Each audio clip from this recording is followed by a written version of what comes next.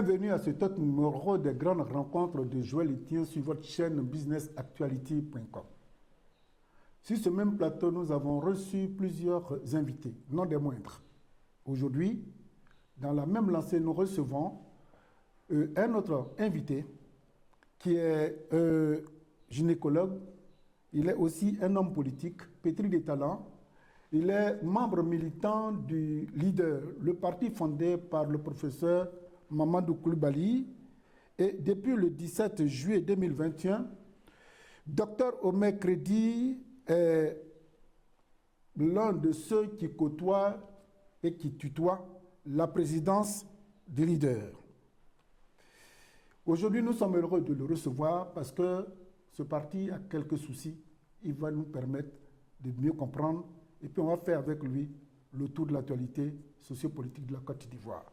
Docteur Omer Crédy, bonjour. Bonjour, monsieur Etienne. Alors, vous assumez quelle fonction exacte dans le Leader? Comme vous l'avez dit, je suis médecin, gynécologue, obstétricien, praticien. Je continue d'exercer jusqu'à ce jour. Et je suis en même temps un homme politique parce que j'ai rejoint le professeur Mamadou Coulibaly après la création de son parti Leader. Et avec le professeur, lorsqu'il était président, j'étais délégué national. Et ensuite, j'ai été vice-président lorsque Monique Bekia était présidente du parti, puisque l'alternance se fait au sein de notre parti. Chaque 5 ans, non, je crois. Chaque 3 ans. Chaque 3 ans, voilà. Alors, Madame Monique Bekia ayant fait un mandat, en 2021, il y a eu des élections, un congrès qui a été organisé, et à l'issue du congrès, j'ai été élu président du parti. Mais les difficultés, c'est-à-dire, nous avons été élus président, mais il est important de savoir que depuis un moment, il y a eu une sorte de bicéphalisme à Leader. Bicéphalisme à Leader. Provoqué par qui, causé par qui? Il y a eu, pendant la période de l'élection de la présidente Monique Bekia, c'est-à-dire dans la succession du professeur, il y a eu un congrès qui a été organisé par Lassine Karamoko, qui était également délégué national à l'implantation, qui l'a élu président des Leaders. Alors, après l'élection de Monique Bekia, je pense qu'il y a eu ce bicéphalisme-là qui a perduré un certain temps. Alors, il y a eu une action judiciaire qui a été intentée. Vous êtes en arrivé là? Oui, mais ça s'est passé avant que je ne sois président des Leaders. Et à l'issue duquel, de cette action, nous avons eu des conclusions disant que M. Lassine Karamoko était celui qui pouvait utiliser également le logo des Leaders. Alors, nous avons été élus, nous avons commencé à travailler. Mais pour nous, le plus important, c'est l'idéologie que véhicule en fait le parti. Que je sois président ou bien que je ne sois pas président, est-ce que je suis d'accord avec l'idéologie que véhicule Leader? Est-ce que les propositions des Leaders sont des propositions qui peu importe, dirigées par celui qui a créé le bicéphalisme? Oui, est-ce que ce sont des propositions dans lesquelles peuvent se retrouver les Ivoiriens? Est-ce qu'on peut faire passer ces propositions pour que chaque Ivoirien soit à l'aise, pour que les Ivoiriens se rendent compte qu'il y a des propositions concrètes, il y a un projet de société concret qui peut leur être proposé, qui va se démarquer de beaucoup d'autres partis et qui fera le bien des Ivoiriens. Voici le véritable défi auquel on a été confronté et auquel nous sommes aujourd'hui confrontés jusqu'à ce jour. Et pendant les locales, vous avez été le colistier de Kone Katina à Port-Boué? Oui, bien sûr. Monsieur Kone Katina, je le connais particulièrement, c'est un ami. C'est un homme pétri de qualité. Je sais que c'est quelqu'un d'honnête, d'intègre. Alors, quand il s'agissait d'aller aux élections municipales, moi-même étant né dans cette commune de Port-Boué, étant un enfant de Port-Boué, ayant travaillé à Port-Boué, continuant de travailler à Port-Boué. Vous y êtes toujours? Oui, c'est ma commune, Donc, j'ai soutenu celui que je connais, que je côtoie, en qui j'ai trouvé beaucoup de qualités, je l'ai En soutenu. indépendant ou avec leader? Non, non, non. Pas avec, oui, avec leader, mais c'était sous la coupole du PPACI. D'accord. Voilà. Ok. J'y suis toujours puisque je suis conseiller municipal dans cette commune. D'accord. Voilà. Quels sont vos rapports aujourd'hui avec le professeur Mamadou Coulibaly? J'ai de bons rapports avec le professeur, mais je dois vous dire que je n'ai aucune animosité avec qui que ce soit. En général, même dans la vie, dans ma vie courante, dans la société, je n'ai aucune animosité. On parle de politique? Oui. Et vous savez que c'est ce qu'on est, qu'on emporte partout. Même si on parle de politique. Donc c'est vous qui faites le pied de grue auprès du professeur? Le pied de grue, bon, tout qu'on fait, c'est le fondateur du parti. C'est un aîné. Vous lui devez obéissance? Oui, c'est un aîné. Consultance? Non, c'est un aîné. Oui, j'arrive. C'est un aîné, c'est le fondateur du parti. Et c'est un homme qui a beaucoup de qualités, c'est un brillant intellectuel. Et on a toujours besoin, la Côte d'Ivoire a toujours besoin de tous ses enfants. Et nous avons toujours besoin du professeur pour qu'il nous oriente, pour qu'il nous guide. La Côte d'Ivoire même en a besoin. Donc, il n'y a pas de problème. 17 juillet 2021, 17 juillet 2024, quasiment 3 ans. Oui. Dans ce fouillis-là, quel bilan vous faites de cette gestion mi-figue, mi-raisin? On ne sait pas trop. Quel est le bilan que vous tirez? On ne peut pas dire une gestion mi-figue, mi-raisin, puisque nous avons côtoyé beaucoup d'autres partis. Nous avons côtoyé beaucoup d'autres partis avec lesquels on a discuté, on a échangé. Nous avons fait des propositions. Nous avons continué l'implantation, puisque nous sommes allés dans les villes de l'intérieur pour discuter avec les gens du pays profond. Nous leur avons fait comprendre que leur destin doit être pris à main. Nous avons pu leur expliquer que lorsqu'on s'engage en politique, c'est surtout pour un idéal. On s'engage en politique pour faire changer les conditions de vie de nos concitoyens. On a fait comprendre à tout le monde. Vous le faites sous un silence quasiment comateux. Ah non, non, non, non, non. C'est pas sous un silence. C'est pas sous un silence. L'implantation se fait.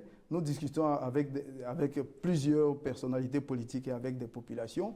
Mais vous le percevez un peu comme un silence à partir du moment où nous n'avons pas eu accès aux médias publics. Et qu'est-ce que vous attendez? Non, mais nos activités n'ont pas été couvertes par les médias publics. Vous les sollicitez? Mais à plusieurs reprises, nous les avons sollicités. Et pourquoi, selon vous, ils ne viennent pas? Oui, mais ça, c'est à vous de leur poser cette question. C'est à vous de leur poser cette question. Voilà encore, comment dirais-je, un autre fait que nous renvoyons à nos confrères ivoiriens. Il faut quand même permettre à tout le monde de s'exprimer. Et on dit souvent qu'il n'y a pas de petits serpents, tous les serpents sont venimeux, soit dit en passant.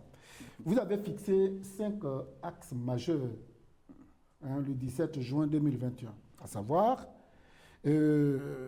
l'implantation, vous venez d'en parler tout à l'heure, dans les régions ivoiriennes et la diaspora, une large diffusion de votre programme de société, le rayonnement international du leader, la préparation des prochains scrutins et enfin, la place de votre mouvement sur le chéquier national. C'était un rêve qui n'a pas pu se réaliser au regard de ce que vous nous faites comme compte rendu.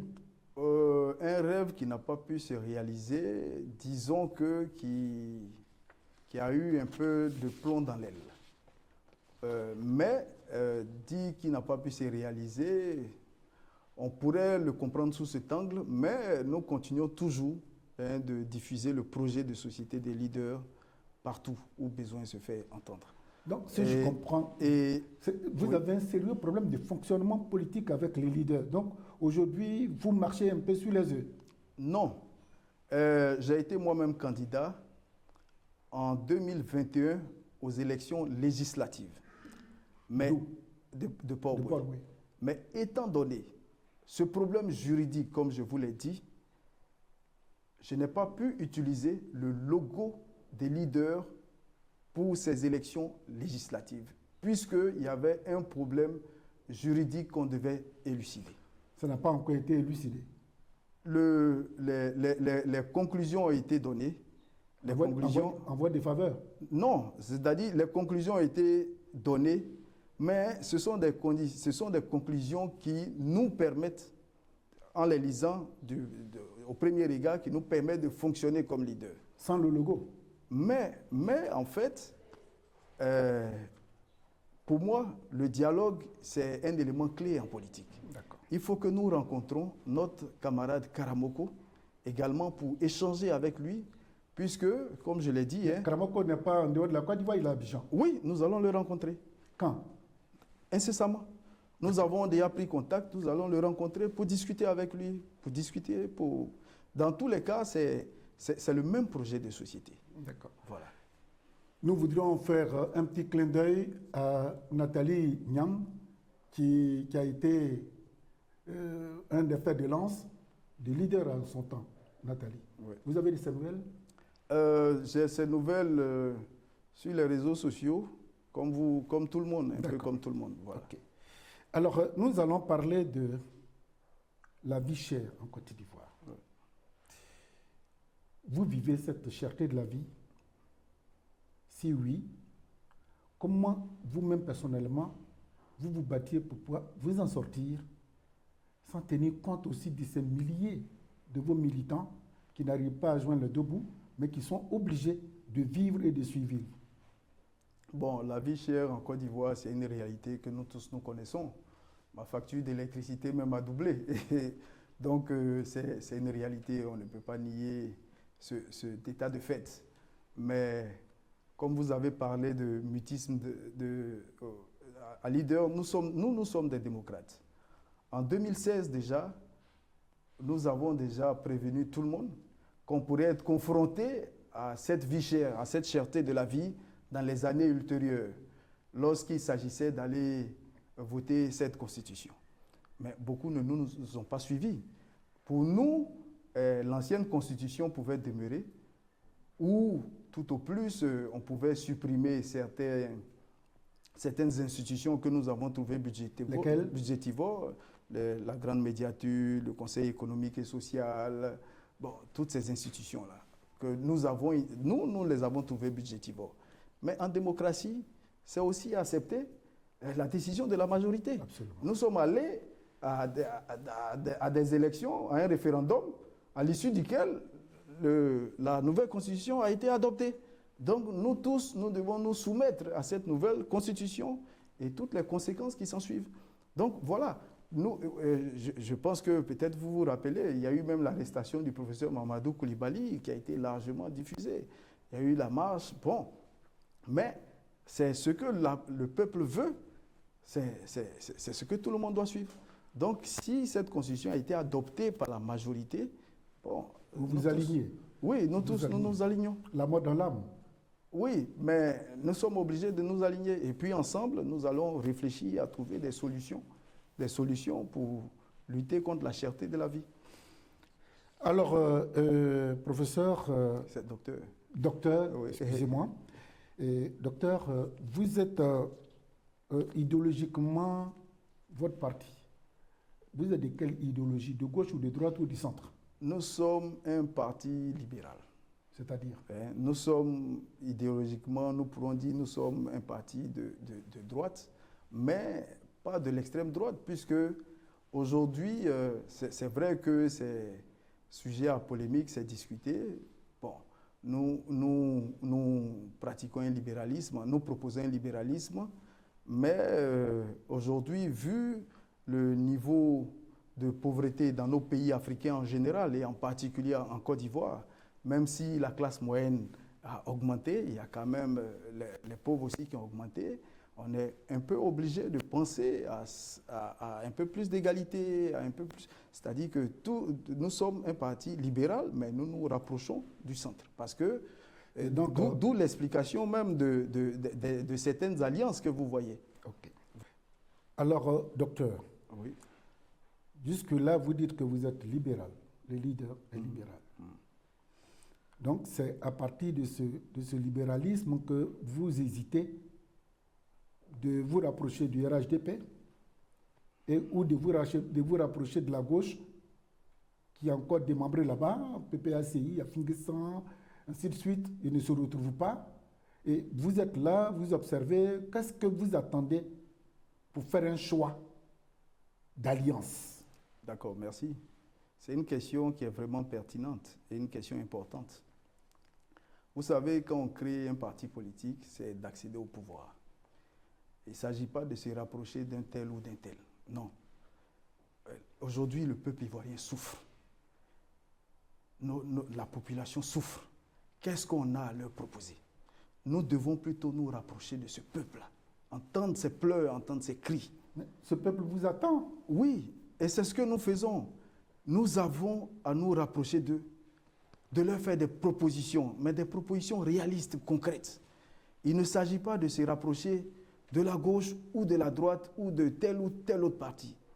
Pour moi, pour nous leaders, le rapprochement doit être idéologique. Sur des projets, on doit s'approcher et on doit vous ne sentez pas ça? Non, autour d'un projet de société. Pour nous, c'est vrai. Pour des élections, nous savons qu'un parti ne peut pas gagner seul sans alliance. Ça, c'est clair. Oui, mais alors s'il y avait une alliance? S'il y avait une alliance? Oui, le leader partirait où? La question ne se pose pas en ce moment. Aujourd'hui... Est-ce que vous y pensez? Si demain, vous devez aller... Non, mais forcément, ça sera des discussions ouvertes. Nous allons discuter... Avec quel parti politique? Nous discutons avec tout le monde. Nous écoutons tout le monde. Nous ne faisons pas d'exclusion. Nous parlons avec tout le monde, nous discutons avec tout le monde. Mais pour finir, pour ressortir quoi exactement? Pour ressortir, quand vous discutez, oui, en matière de négociation, c'est du donner et du recevoir. Mais vous n'êtes pas représenté ni au Parlement, vous n'avez aucun siège, vous n'êtes même pas au niveau, la seule commune que vous aviez à l'époque, c'était Azagué, le professeur est parti. Aujourd'hui, vous êtes devenus des singletons, des orphelins, entre guillemets. Mais ce n'est pas la condition sine qua non pour discuter avec des partis politiques. L'exemple du Sénégal est là. Oui, mais puisqu'on ne vous considère pas... Non, ce n'est pas qu'on ne nous considère pas. Non, la question n'est pas là. La question n'est pas là. Une élection se gagne avec tout le monde. Et on ne néglige personne en matière électorale. Personne. Nous avons déjà sur les réseaux sociaux plusieurs vidéos qui passent du professeur qui dépeignent l'état de la société et qui apportent des solutions, qui font des propositions de solutions. Alors, on sait que nous comptons sur l'échiquier national. Ça se sait. Alors, si, pour une raison ou pour une autre, un parti politique estime, ou bien des individus estiment que nous, on ne compte pas, qu'on n'a pas de solution à apporter, bon, c'est eux qui s'engagent. Mais vraiment, ce serait difficile de comprendre qu'un parti sérieux soit capable de dire, nous, on peut gagner des élections en se passant de tel parti parce qu'ils n'ont pas de députés ou ils n'ont pas de maire. Ça, vraiment, ce serait difficile.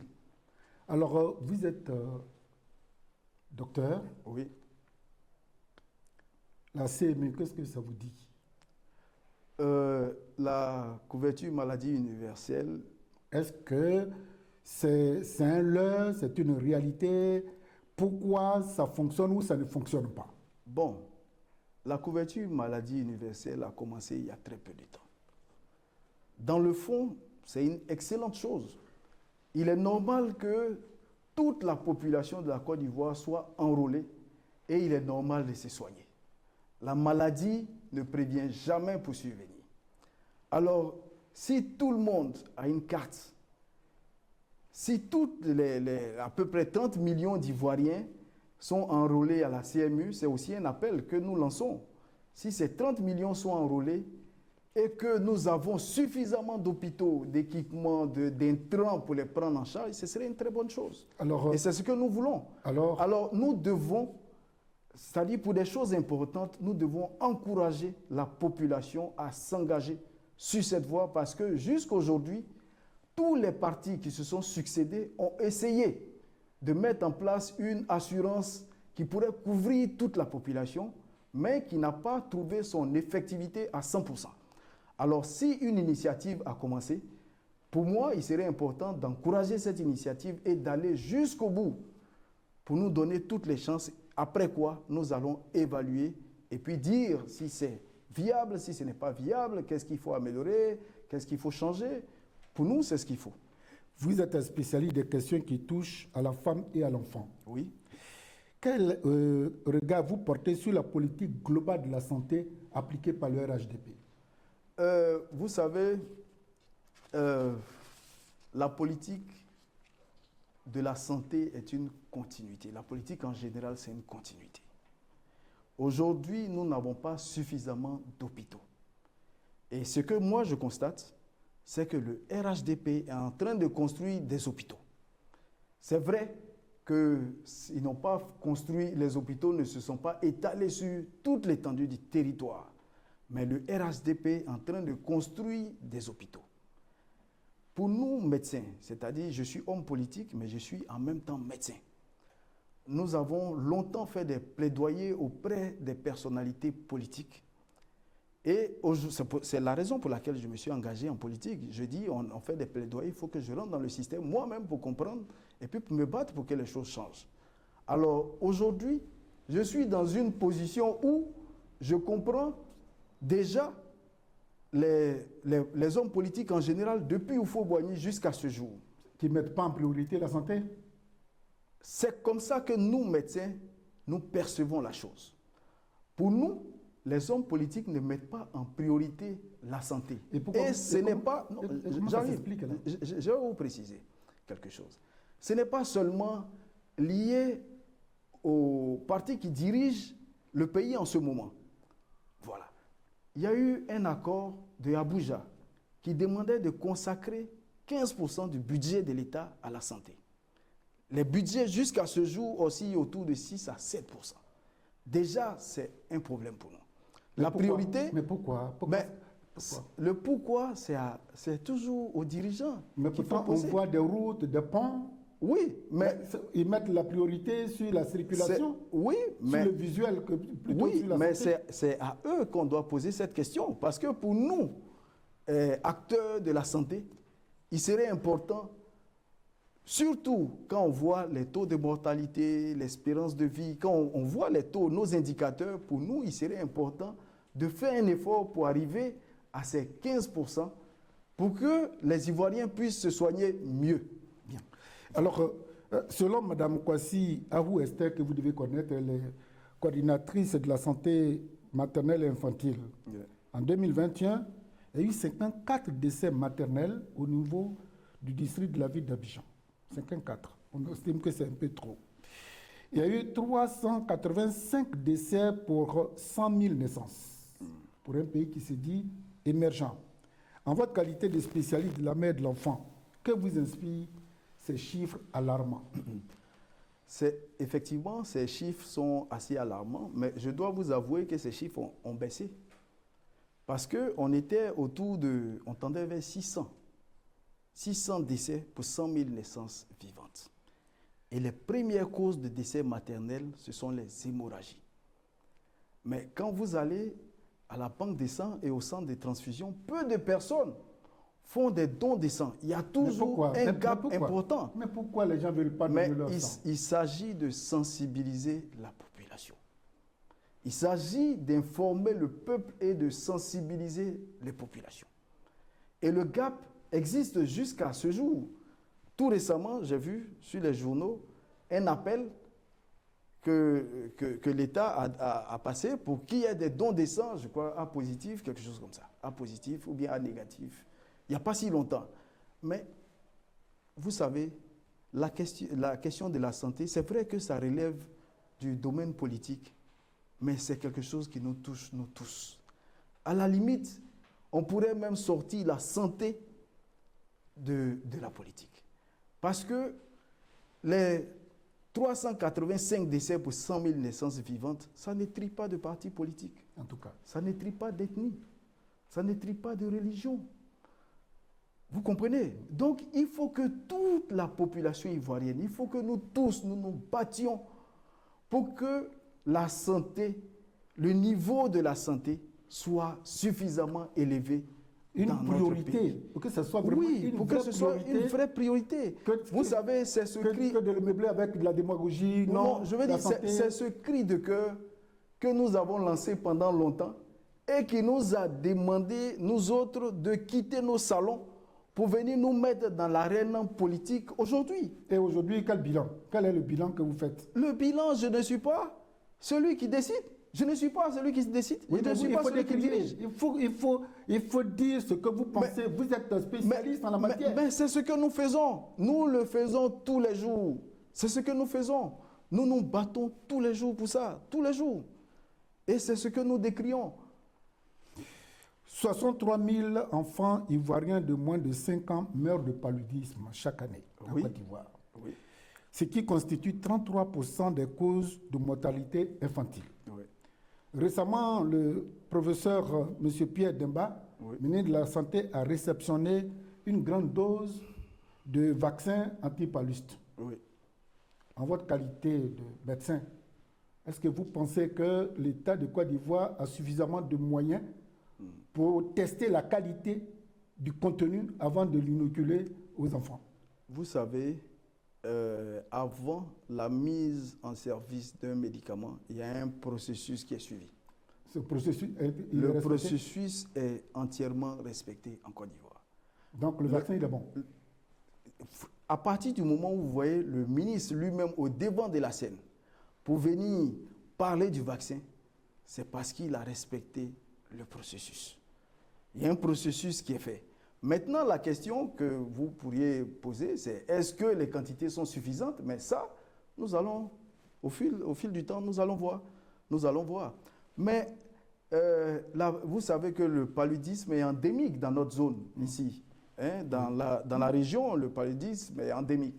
Donc, toutes les mesures qui visent à réduire l'infection au paludisme doivent être prises. Toutes ces mesures doivent être prises. La sensibilisation se fait régulièrement et se fait de façon systématique et partout.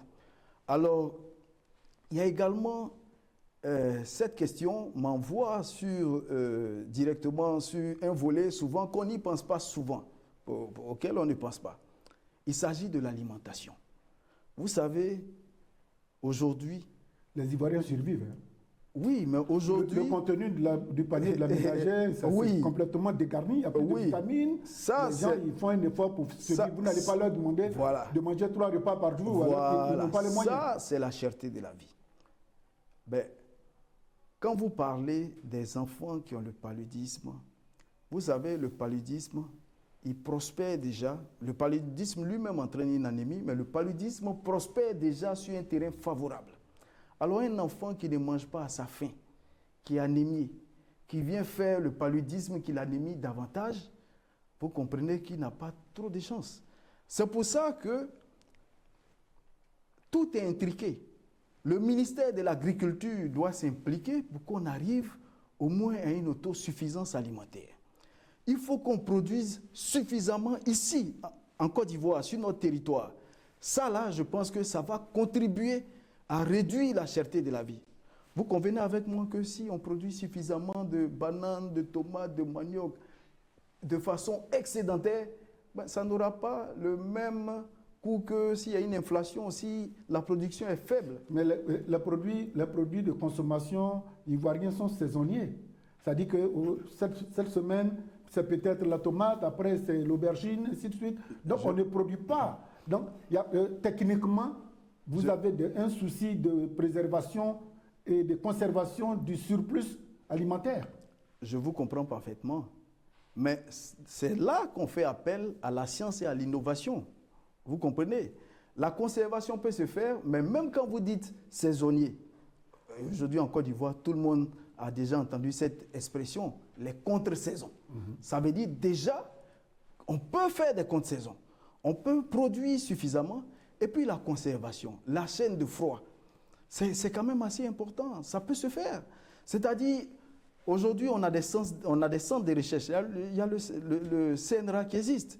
On a des centres de recherche. Il y a la NADER qui existe. Est-ce qu'on tient compte des résultats de... Oui, mais comme je dis, en fait, la politique doit être la politique doit être de telle sorte que vous voyez déjà, le secteur agricole là, peut résorber beaucoup de chômage. Le secteur agro-industriel n'est pas suffisamment développé en Côte d'Ivoire. L'agriculture ne se fait pas suffisamment en Côte d'Ivoire alors que nous avons beaucoup de terres arables. Mais si les jeunes fuient le pays pour aller mourir dans les eaux. Mais c'est pour ça qu'il faut qu'on leur parle, qu'on leur montre l'intérêt de rester sur place, qu'il y a beaucoup à faire. Pendant que les gens vont mais mourir. avec quelle garantie? Celui qui veut rester, mais bon, il faut bien qu'il ait le minimum pour retourner à la terre. Si Oui. ce minimum ne lui est pas donné. Oui, mais 2021 ou 2022 était l'année de la jeunesse. oui. Bon, quand on fait le bilan. Oui, bon, je suis également un homme de science. Je dois vous dire que c'est vrai que c'était l'année de la jeunesse. Je n'ai pas des chiffres, donc je ne peux me prononcer sur cette question. Par contre, ce que je sais, c'est que les jeunes peuvent être regroupés en coopérative. On peut avoir tous ces jeunes qui déscolarisés peuvent être reconvertis à l'agriculture. Mais ça, Vous savez, c'est une question de volonté politique oui, qui a du mal à s'appliquer. Oui. En Côte d'Ivoire, il y a quoi le problème? Qu'est-ce qui ne va pas? Oui, vous, mais les hommes politiques, quand vous vous battez pour parvenir au pouvoir, une fois que vous y êtes, mais vous vous isolez dans votre tour d'Ivoire et que toutes les difficultés que la jeunesse rencontre, ça vous passe par-dessus la tête. Je vous comprends parfaitement. Je comprends votre cri de cœur, je comprends ce que vous dites. Ben, vous savez, je suis, comme je vous ai dit, je suis un médecin praticien. Donc, je côtoie tous les jours des hommes. Et des femmes. Et des femmes. Et des enfants. Vraiment des gens démunis. Alors, des gens pour qui nous-mêmes, nous enlevons l'argent de nos poches. c'est triste. Ça là, on le fait tous les jours. On le fait tous les jours. En tant qu'homme politique ou bien en tant que... Non, en tant qu'humain. Humain. Ça n'a rien à voir avec l'homme politique. Ça, c'est humain. Quand tu vois tu vois un enfant... Donnez-nous un exemple alarmant qui vous a meurtri au point où vous étiez obligé de sortir de l'argent. Il y en a tous les jours. Donnez-nous juste peut-être un ou deux exemples. Ce que je vais vous dire, il y en a tous les jours. Moi, en tant que médecin, en privé, s'il faut, on doit demander aux gens de venir témoigner, je pense que votre chaîne là va déborder. En clinique, en privé, j'ai opéré des gens gratuitement. J'en ai fait beaucoup. Le nombre, je ne peux compter. J'en ai fait beaucoup. Mais vous ne pouvez pas voir quelqu'un... L'exemple que je peux vous donner qui me vient en tête tout de suite, j'ai trouvé un homme qui a tourné dans les hôpitaux publics, qui n'a pas pu faire la césarienne de sa femme. Je l'ai trouvé en pleurs, sa femme étant dans le taxi, il était arrêté à côté. Un homme qui pleurait. Je venais de garer ma voiture. Voir un garçon qui pleure, vous savez qu'on n'est pas trop habitué. Mon cœur a été meurtri, je lui ai demandé, qu'est-ce qui se passe? Et puis vous pleurez. Il dit non, ça fait 2 jours, il tourne avec sa femme pour une césarienne. Il n'a pas les moyens. Il vient de la clinique là. Il dit, il n'a pas l'argent. On dit, on ne paye pas. J'ai dit, suis-moi. Il m'a suivi, j'ai fait la césarienne. Oh. J'ai payé les médicaments pour lui. En plus. Et vous savez, je pense que je ne suis pas le seul médecin qui fait ça ici en Côte d'Ivoire. Je ne suis pas le seul. Nous sommes nombreux. Nous, les gynécos, nous faisons des sacrifices. Les médecins en général, nous le faisons. Je ne suis pas le seul. Et je ne le fais pas, je ne le fais pas pour la politique. Je le fais parce que je suis humain. L'autre, c'est mon semblable, c'est un autre moi. Comme je dis, c'est avec nos peu de moyens que nous nous battons. Mais il y a une cagnotte commune qui est tirée des impôts, tirée des taxes. Tout ça est regroupé dans une caisse. Mais ça dépend. Et c'est cette caisse, non, j'arrive. C'est cette caisse-là qu'on voudrait qu'elle soit augmentée au profit de la santé à une hauteur de 15%. Pour que nos hôpitaux publics soient plus équipés, pour qu'on construise davantage beaucoup d'hôpitaux. Avec des médicaments de pointe. Avec des médicaments. Mais pour si que tout le monde soit... Si les autres, si vous vous soignez, quand vous tombez malade, vous vous soignez en Côte d'Ivoire où vous allez... Je me soigne ici. Ici? Oui, ici. C'est pour ça qu'à Leader, on a proposé que tous ceux qui gèrent l'argent public se soignent ici. Il y a beaucoup qui se soignent à l'extérieur. Bon, ça, je ne vous fais pas dire. Vous-même, vous le dites. Ça a toujours été comme ça. Mais je pense qu'on a plus intérêt parce que ça fait une fuite de... Bon, ça fait, je ne peux pas dire fuite de capitaux, mais ça fait un manque à gagner. Si nous avons des hôpitaux de pointe dans notre pays, suffisamment d'hôpitaux de pointe, même si on estime qu'on n'a pas les médecins qualifiés, on pourrait faire appel à des coopérants. On peut trouver des coopérants en Afrique, même hors de l'Afrique, ça nous reviendrait moins cher. Il y a une proposition que j'ai faite. J'ai dit, mais écoutez, si on a un hôpital de pointe, ici, au lieu d'envoyer 1000 médecins se former, je donne l'exemple, dans un pays X, et puis prendre en charge 1000 personnes, il serait plus facile de faire venir un coopérant ici en Côte d'Ivoire, même si le salaire est multiplié par 2 ou 3, si c'est une expertise que nous n'avons pas, je préfère qu'on paye celui-là et il va former peut-être 100, 200 personnes qui logent chez eux, qui travaillent ici en Côte d'Ivoire, qui soignent des Ivoiriens, plutôt que avoir notre main-d'œuvre, c'est-à-dire avoir notre intelligence ailleurs, en train de servir ailleurs. On peut faire venir. Bon, on peut même regarder dans cette fraction de la population de retraités chez les coopérants. On peut dire on ne prend pas ceux qui sont actifs, on peut prendre dans la population des retraités. Par exemple, si la retraite est à 65 ans, on regarde un expert de 65 ans qui exerce encore, on fait un appel, ils vont soumissionner, et puis on regarde celui qui pourrait nous intéresser. Il vient, il forme des Ivoiriens. Quand vous n'êtes pas au perchoir, vous êtes éloquent, vous rassurez les gens, mais une fois que vous y parvenez, vous oubliez l'essentiel pour faire la séduction et tout ce qui est visible. Oui, je vous comprends bien. Mais comprenez que ici, dans mon cas d'espèce, il ne s'agit pas de perchoir. Je suis encore dans la population. Je continue d'exercer. Ce matin même, j'ai consulté. Hier, j'ai fait des interventions. Je continue d'exercer. Pourquoi je ne me suis pas coupé de la population? Pourquoi je continue, malgré mes maigres moyens, de faire des dons dans nos quartiers, dans ma commune de Port-Boué, dans certains quartiers précaires? À Port-Boué, nous avons beaucoup de quartiers précaires. Pourquoi, avec ces faibles moyens, je continue encore? C'est parce que nous sommes déjà humains. Nous sommes déjà façonnés. Comme je vous l'ai dit, j'ai plus de 50 ans. Ce n'est pas maintenant que ma façon de penser va changer. Je suis déjà formaté d'une certaine façon. Bon, et c'est de cette façon que je... Avant de clore sur ce sujet, est-ce que vous qui êtes encore en fonction, oui, est-ce que les étudiants ivoiriens adorent le métier de la médecine? Est-ce qu'il y en a? Si oui, est-ce que leur formation sur place est de qualité? La formation, vous savez, nous avons des enseignants en médecine qui sont des enseignants de qualité. Pour preuve, ils vont exercer dans d'autres pays. Beaucoup vont en France. Il y a beaucoup qui vont en France, qui font 1 an, 2 ans avant de revenir. Et ils continuent de se former. Même moi, à cet âge-là, je continue de me former. Je dois même me recycler pour une formation faite en 2018 qui n'existait pas ici et qui aujourd'hui commence à exister. Je suis obligé de me recycler. Vous savez, la médecine, on dit un sacerdoce, mais c'est aussi une passion. C'est aussi une passion. Nous nous battons pour l'autre. Et je l'ai dit il n'y a pas si longtemps, lorsque j'ai été invité par la diaspora, justement, française, pour parler un peu des questions de santé. Je l'ai dit, vous savez, c'est quand vous exercez la médecine, vous êtes en même temps conscient que le grand Dieu Tout-Puissant, à qui appartient la guérison, on dit le médecin soigne, mais c'est lui qui guérit, vous a livré un pan de sa compétence pour que vous l'exerciez. Vous êtes obligé de vous oublier. À partir d'un serment que vous prêtez. Vous êtes obligé de vous oublier pour vous battre pour ces personnes qui vous sont confiées. Nous sommes obligés de le faire. Okay. Et nous le faisons. Merci pour tout ce que vous faites pour tous ces démunis qui vous oublient souvent, par générosité, à mettre de l'argent, à mettre votre main dans votre poche pour leur donner la vie. Surtout pour la dame que vous avez guérie, dont le mari, n'ayant pas les moyens, a commencé à pleurer, un monsieur que vous avez donné la vie à sa femme. S'il nous écoute, c'est l'occasion. En son nom, je vous dis merci. Nous allons changer de volet. Oui. Le président Laurent Gbagbo, Blé Goudé n'ont plus leur nom sur la liste électorale. Oui.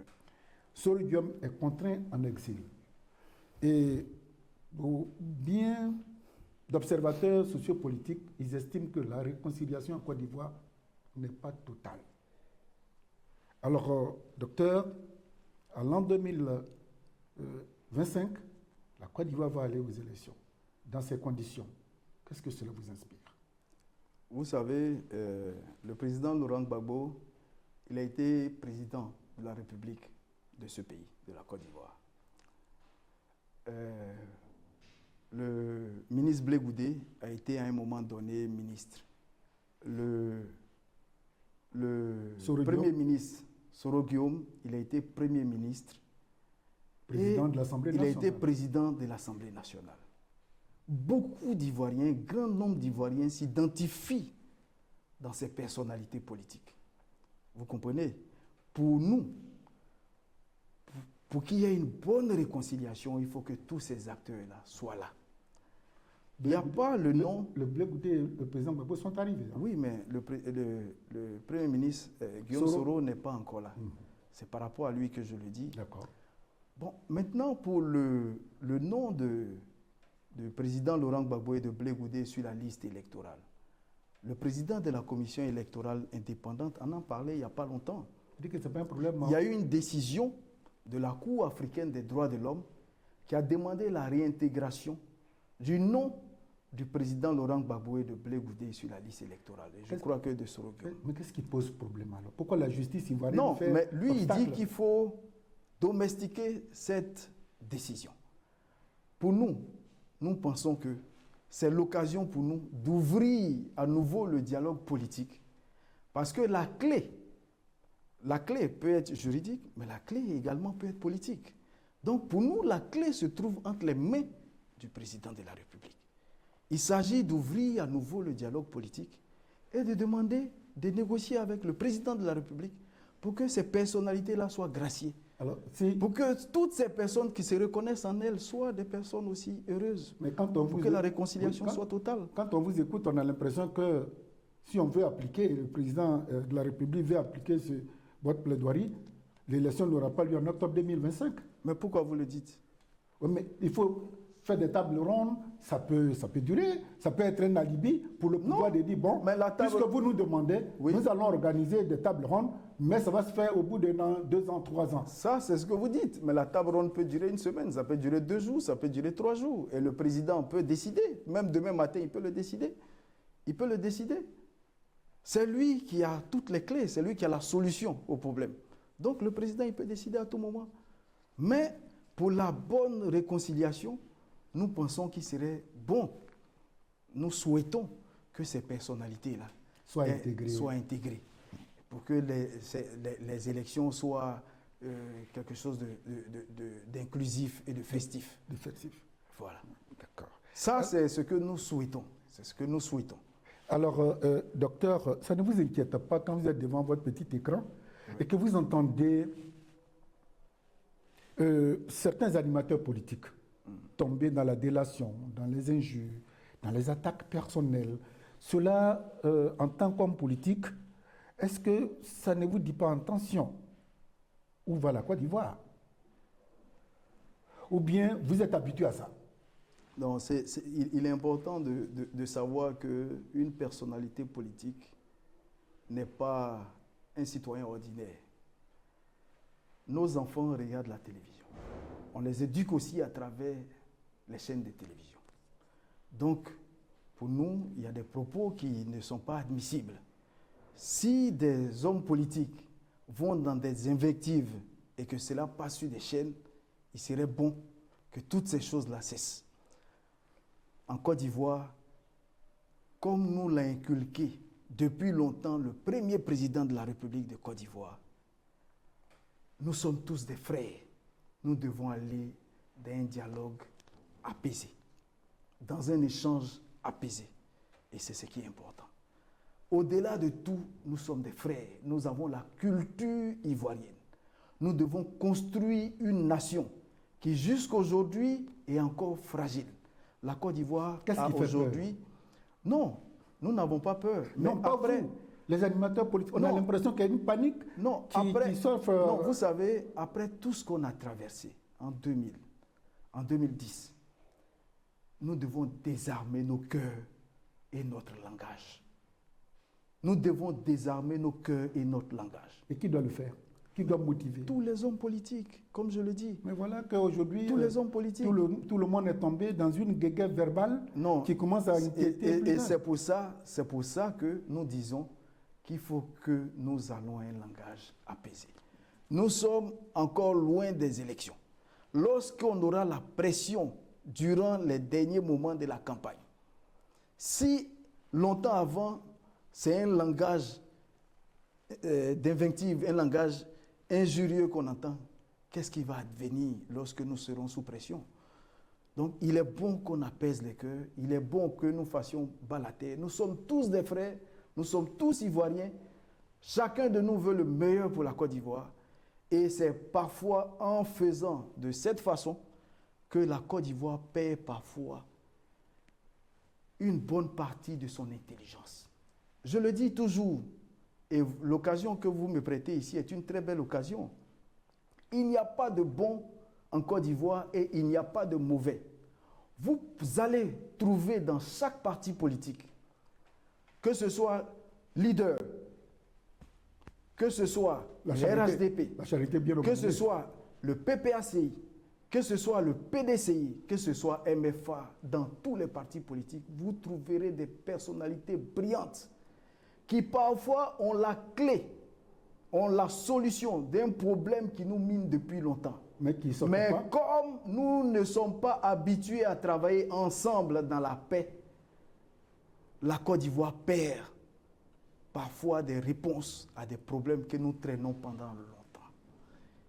Il serait bien que le langage soit apaisé pour que les Ivoiriens se mettent ensemble. Quand on vous écoute, c'est tellement patriotique, c'est tellement bon qu'on se dit, oh là là, voilà une personnalité qui peut apporter beaucoup pour la Côte d'Ivoire. Bref, PDCI vient d'avoir un nouveau président, il s'appelle Tidiane Thiam. Oui. Ça vous dit? Oui. Et comment vous le trouvez? Si demain il est candidat? Si Tidiane Thiam est candidat demain, c'est parce que le PDCI aura décidé vous allez le rejoindre? Que ce soit lui le candidat du PDCI. Oui. Alors, mais si pendant que Tidiane Thiam est candidat et que moi-même je suis candidat aux élections présidentielles et qu'au premier tour, moi je suis élu, peut-être que c'est lui qui va me rejoindre. Et si c'est le contraire? Si c'est le contraire, nous allons aviser. Comme pour l'instant, nous sommes loin des élections, au moment venu, nous allons voir. Et si le parti au pouvoir gagne au premier tour? Mais si le parti au pouvoir... C'est possible en Côte d'Ivoire? Vous savez, pour gagner au premier tour, il faut forcément des alliances. Un parti de façon isolée, on ne peut pas dire impossible, mais il serait difficile qu'un parti de façon isolée gagne au premier tour des élections présidentielles. Mais on ne peut pas dire impossible. Au PPACI, il y a deux courants. Oui. Il y a un courant qui veut rester dans l'ancien système, il y a un autre courant qui veut en découdre complètement avec les histoires de monnaie, et diplomatie, sécurité. Si on vous demandait de choisir entre ces deux camps, vous vous situerez dans quel camp, vous? Je dois vous dire que je ne choisirai pas, parce que c'est aussi un choix, entre ces deux camps. Je ne choisirai pas entre ces deux camps. Et pourquoi? Parce que moi, dans mon choix, je ne vais pas en découdre avec qui que ce soit. Dans notre vision, nos leaders, il y a des voies de recours pour résoudre tout problème. Et ce sont ces voies, si nous sommes confrontés à un problème, nous allons avoir recours à ces voies-là pour résoudre ces problèmes. Donc, Docteur Crédit, la question, non, je repose encore cette question. Je vous comprends. Aujourd'hui, je vous comprends. Aujourd'hui, la jeunesse panafricaine est en train de revendiquer un certain nombre de choses. Je comprends parfaitement vers quoi vous tendez. Nous sommes aussi un parti panafricain. D'accord. Mais la revendication de certaines choses, tout le monde le revendique. Le CFA, pour certains, il faut cette monnaie commune de toute la CEDEAO, de toute l'Afrique de l'Ouest. Pour d'autres, il faut la monnaie unique. Mais tout compte fait, nous voulons être propriétaires de cette monnaie. C'est ça la question. Avec la présence militaire sur le sol français et enfin sur le sol africain. Oui, ça, c'est une autre question. Il faut aborder ces questions-là. Oui, ça, c'est une autre question. Mais c'est des choses qui... Ça vous intrigue déjà? Vous y pensez? Non, c'est des choses qui peuvent se négocier. Avec qui? Mais ce sont des contrats qui font qu'on a la présence Mais française. si la sur le France ne sol veut pas ivoirien. entendre raison, Mais qu'est-ce qui vous dit que la France ne veut pas entendre raison? Non, ne le dites pas. Moi, pour moi, c'est des choses, ce sont des contrats, des anciens contrats que nous avons, c'est des choses qui doivent être négociées. Si nous estimons, avec la France, que nous sommes suffisamment armés, qu'on n'a pas besoin de l'armée française, que nous pouvons nous défendre face au terrorisme, il nous appartient à nous de demander à la France de révisiter ces contrats et puis de voir qu'est-ce qu'il faut faire. Est-ce que vous comprenez? Si jusqu'à aujourd'hui, le président Houphouët-Boigny, le président Bédié, le président Bédié, le président Laurent Gbagbo, le président Guèye, le président Laurent Gbagbo, le président Ouattara, qui sont des personnalités brillantes, des dignes fils de la Côte d'Ivoire, qui ont gouverné le pays. Et jusqu'à aujourd'hui, les troupes françaises sont là. C'est parce que l'utilité, à cette époque, ne s'est pas vraiment fait sentir. Peut-être qu'à un moment donné, ça a été des questions qui ont été... Vous êtes jeune, vous êtes adulte, vous avez 50 ans. Oui, j'arrive. Vous avez plus de 50 ans. Non, j'arrive. Peut-être que ce sont des questions qui ont été posées sur la table, mais les négociations ne sont pas allées jusqu'au bout. Moi, je ne peux pas, c'est-à-dire, comme je vous dis, vous savez, parfois, quand vous êtes opposant, quand vous n'êtes pas encore aux affaires, évidemment, vous pouvez dire des choses. Et quand vous arrivez au pouvoir, les réalités sont tout autres. C'est pour ça que je ne peux pas me prononcer sur cette question. Moi, pour moi, il faut négocier. Quand vous arrivez au pouvoir, vous regardez et puis vous voyez ce qui est faisable, ce qui n'est pas faisable, quels sont les avantages, quels sont les inconvénients. C'est ce qu'il faut. Docteur Roche, oui. Notre émission tire à sa fin. Votre mot de fin. Le mot de fin, c'est un appel aux Ivoiriens. Dans un peu plus d'une année, nous allons faire des élections présidentielles. Je vous demande à vous tous de vous enrôler massivement sur la liste électorale. Cela ne se fait pas de façon systématique. Mais sachez qu'il vous appartient à vous de choisir celui qui va conduire le destin de votre pays pendant 5 ans. Et 5 ans, c'est pas rien. Quand vous allez faire le choix, vous êtes obligé d'assumer ce choix pendant 5 ans.